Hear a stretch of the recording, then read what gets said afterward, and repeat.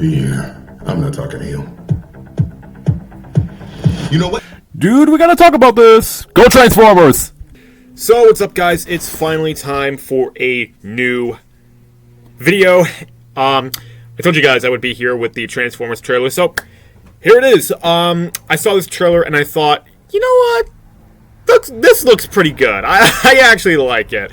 I wasn't sure how I felt about it at first, but yeah, we're here now, and hey, it's movie news, it's Transformers related, so let's just get right into it.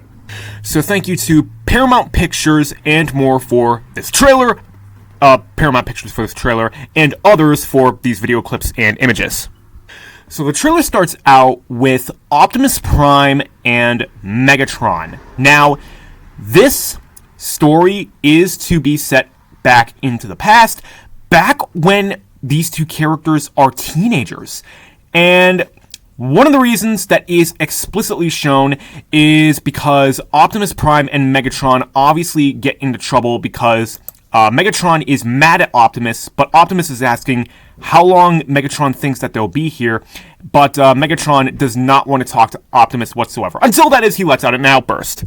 We then see this huge Transformer, and obviously he is one of the other Autobots. Most likely he's basically the chief at this time, but if you look very carefully at the chest plate, we can see some Cybertronian writing on it. I don't know exactly what this is. It looks like some kind of an L, an upside down L, an O, and then this blue and orange circle. I don't know if that has anything to do with the character's name, but either way, he's really ticked off about these two people. And then he just drops down and throws them into this hatch and says to them, report to waste management. So yeah, these guys have done something stupid. And it's here that they meet B-127, aka Bumblebee. Of course, he's not going to go by the name of B-127 in this movie. He is most likely going to be called B throughout the entirety of the movie, although his real name will be B-127, due to the fact that Bumblebee got his name from the humans on Earth, and so far, in this timeline, this has not happened since Cybertron still exists. And Bumblebee is also a teenager in this movie as well. Basically, all the characters in this teenage movie are teenagers, due to the fact that basically they act like teenagers for the first 40 seconds of this trailer. Hi there, I'm B-127. I'm actually working on some nicknames. The one I'm floating right now is... No curse words. which is actually pronounced... No curse words. We're gonna call you B. And then we get something very interesting. Basically, Optimus Prime and Megatron are going to have new names that they're probably going to have for the majority of the film. Because, as we can see, before he was Optimus Prime... Whoa. Epic. And we get a shot of the place where they work, which is basically some kind of loading bay that they're sneaking around in right now, so they're trying to escape, most likely. And the previous shot before that, we can see Bumblebee with a buzzsaw sawing out some kind of ore. So in this movie, I think that Quintessa does not exist, and the Cybertronian warriors, or more likely these worker bots, as they're called, are mining for Cybertronium, or rather Transformium. That's what it's called in Age of Extinction. So I think they are basically creating themselves, mining for the Transformium, so that they can make more Autobots for a massive army to protect themselves against the rest of the universe. But anyway, back to the point that I was trying to get at. Before he was Optimus Prime, he was Orion Pax. So throughout the majority of this film, this character is going to go by the name of Orion Pax, not Optimus Prime. If anything, they're probably going to drop the name right before the final battle or after the final battle when Optimus Prime becomes the new leader of the Autobots. So, basically, bottom line, expect for him to be called Orion throughout the majority of the film. And in the next scene, Optimus Prime is, or rather, Orion is talking to Megatron, saying to him, I know we're just a bunch of worker bots that don't even transform. So the miners don't have the ability to transform. They're just robots. But he has this passion, Orion, to go out into the outside world and escape the mines.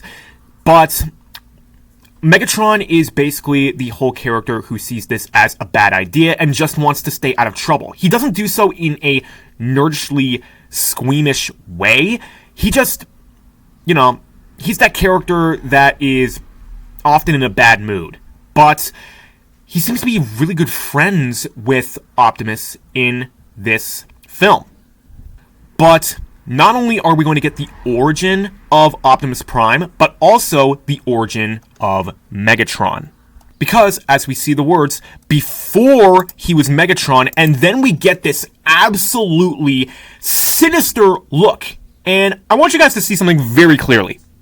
Look at his eyes. As we can clearly see in this shot, before he became Megatron, his eyes were orange. Now, I originally had a theory about that, just because, I don't know, maybe the orange-eyed Transformers could transform into something like absolutely ginormous.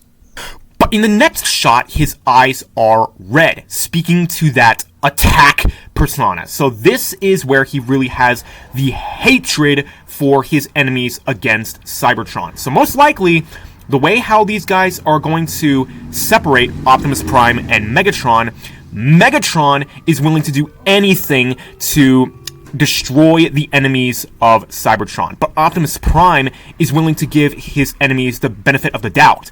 But Megatron just wants to basically kill anything on sight that poses as a threat to Cybertron.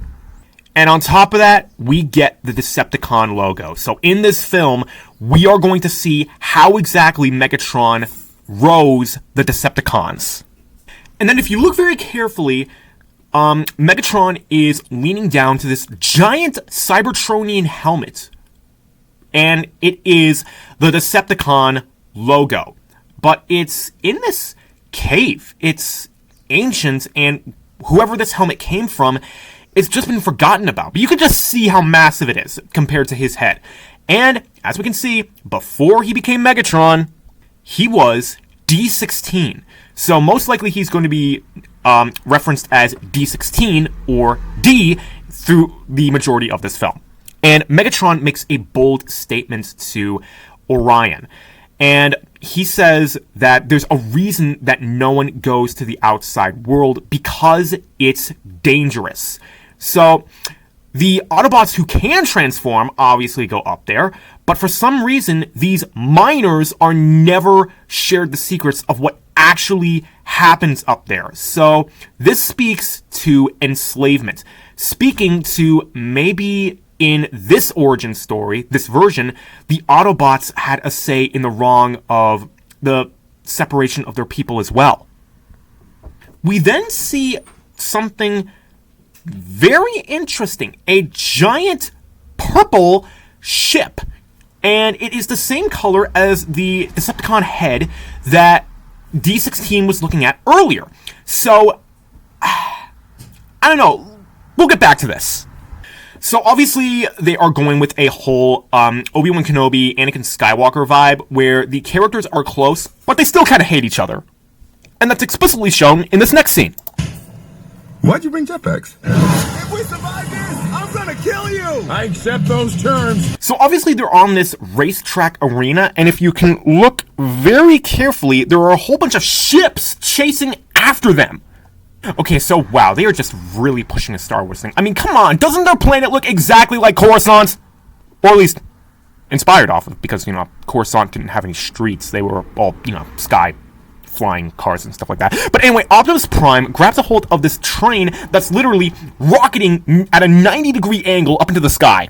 The train then whips forward, launching Optimus Prime, B, Alita 1, who is voiced by Scarlett Johansson in this case, and D16 into the air, and then all of a sudden, just these enormous spikes form from behind them. So, what the heck are the Autobots not telling these kids? But anyway, this fall, this movie will come out September 20th, I believe, and, I think that's pretty good. But then we can see the train. So, most likely, they get launched to the sky, and then there's like this crazy special effects thing where Optimus Prime, or rather Orion Pax, grabs the train and everyone else so that they can hitch a ride. And the train actually goes to the outside world, and I am getting serious vibes from Mandalore right now just with the scenery. Oh, and I just noticed this. Okay, they are on the planet, and then once more, okay, watch very closely this one rock right here. All of a sudden, it's like it starts to move. Okay, so here it is. These rocks literally transform. Holy cow.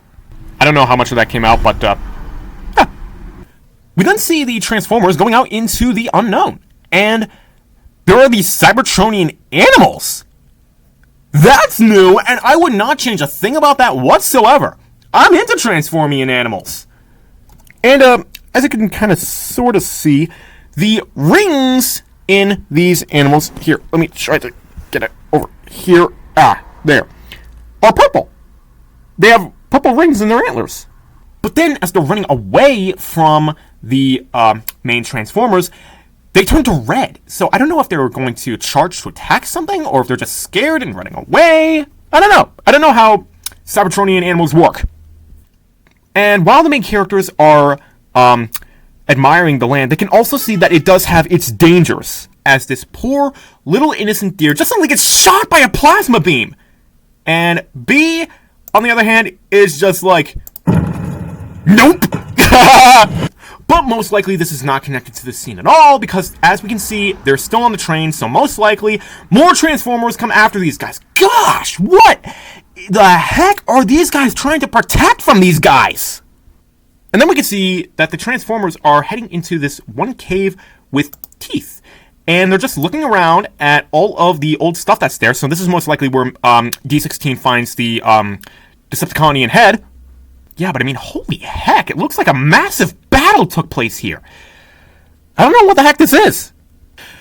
But this thing has wings. If you can closely look, it has blades and wings, so this maybe could be a tie-in to the Maximals? So maybe there's going to be a sequel to this movie where they explore, hey, maybe this guy was an ancestor of Airraiser. The words, every Transformer has his origins show up, and then this happens.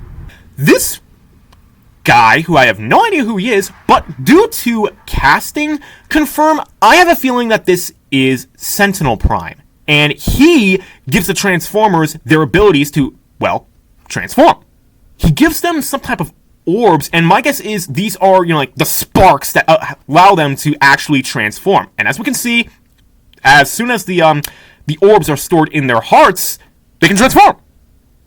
And then in the next shot, Optimus Prime is seen talking to B, and he says an iconic phrase that is also a shout out to Hasbro.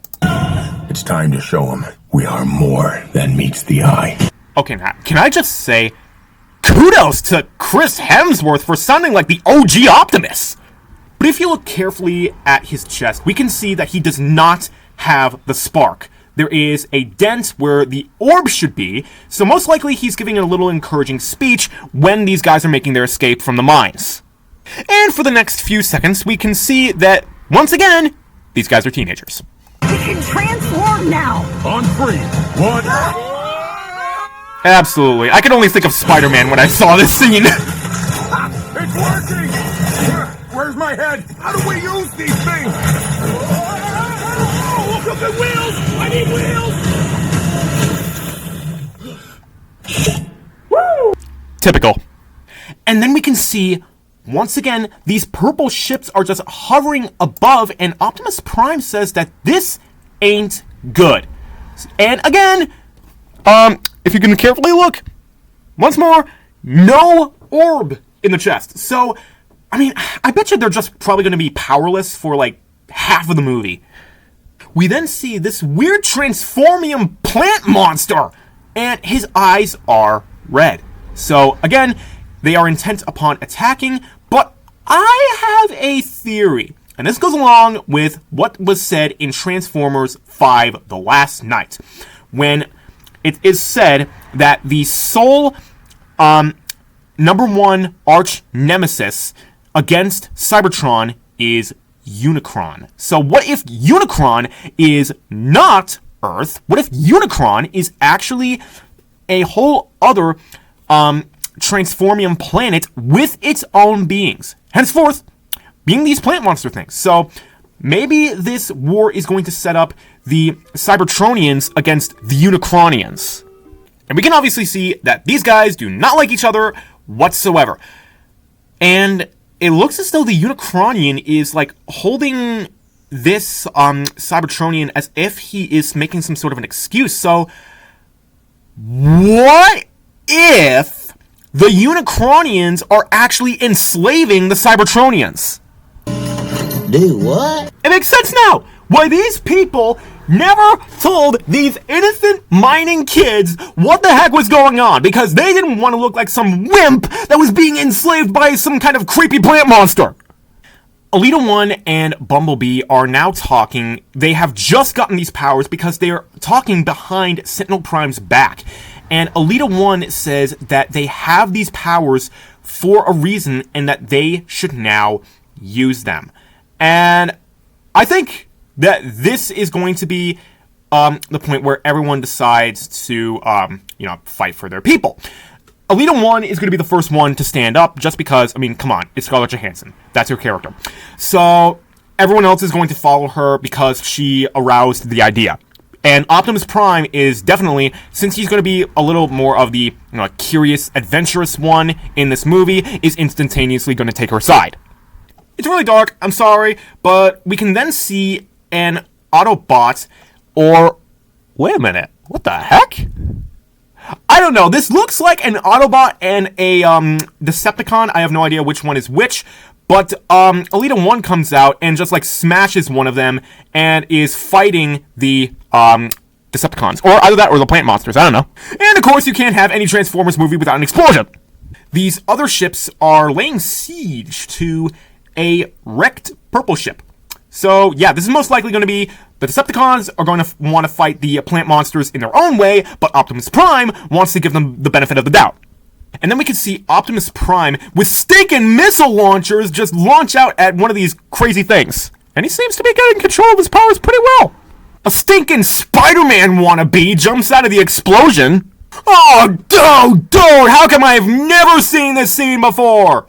This is, I think, it looks like it has D16's head, so I'm going to go out on a limb here and say that this is Megatron. He has set up a throne for himself as the supreme ruler of Cybertron, and is basically setting himself up as king, judge, and executioner for these plant monsters. And he's surrounded by more iconic Decepticons. I have no idea what their names are, but I've seen their faces before in the Bumblebee movie.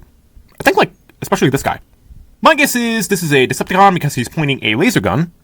And then this stinking Cybertronian dog with a unicorn horn comes out. Again, referencing Unicron, since it has, horns and even spikes on the shoulders and the head.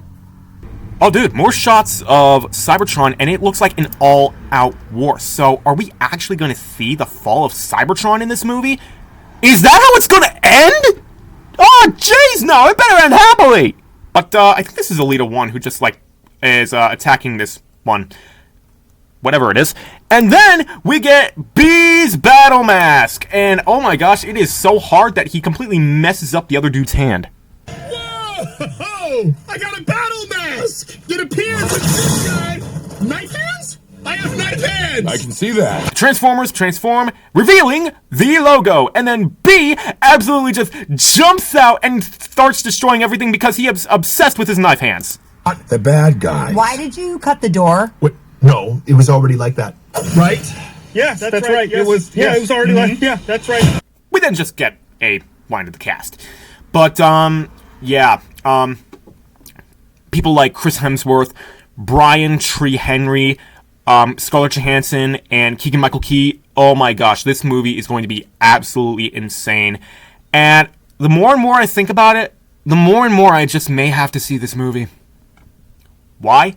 Because it's harmless! because there is no overrated violence, because there is no scary features. I mean, this is a movie that you can take your kids to see and they will love it.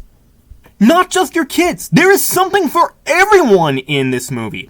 There can be original Transformers fans because, it's a Transformers project. Teenagers will love this movie because, come on, it's more teenagers. Kids will love this movie because it is simple. It is not like any, crap horror movie or anything like that. And even adults can enjoy this movie because of the sentiment of not only the OG movies, but also the sentiment that they feel for their kids enjoying this thing. This could be like the Mario movie of 2024.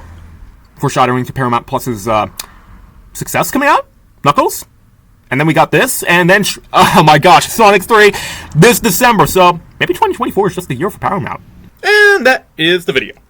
So make sure to like, share, subscribe, all those good things. And be sure to enter my contest for the special edition Spider-Man No Way Home Funko Pop. The winner will be announced on August the 3rd. And all you gotta do is comment down below which of the 3 Tom Holland Spider-Man films is your favorite and why. That being Spider-Man Homecoming, Far From Home, and No Way Home. So, with that said and done, the next video that I intend to do, I will actually probably post tonight, so you guys will have a chance to see it tomorrow, and that is how to do impressions from the 1990s masterpiece, Darkwing Duck. With all that said and done, respectful eye guys out there, peace out.